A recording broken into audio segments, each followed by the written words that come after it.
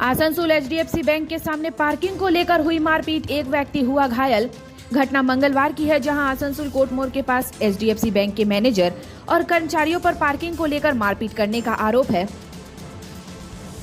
बताया जा रहा है कि एक व्यक्ति ने बैंक के सामने अपनी गाड़ी पार्क की और इसी को लेकर शुरू हुए विवाद में बैंक के मैनेजर और बैंक कर्मचारियों ने एक व्यक्ति की बेरहमी से पिटाई कर दी, जिसके कारण व्यक्ति गंभीर रूप से घायल हो गए हैं। घायल व्यक्ति ने बताया कि उन्हें बैंक मैनेजर ने मारा है। वहीं घटना की जानकारी पाकर तृणमूल पार्षद बबीता दास भी मौके पर पहुंची और घायल व्यक्ति से मुलाकात की।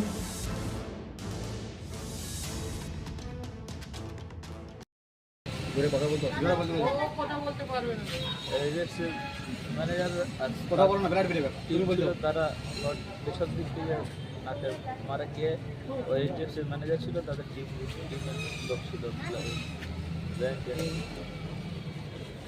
ব্যাংকের লোকরাই আপনার মেরেছে।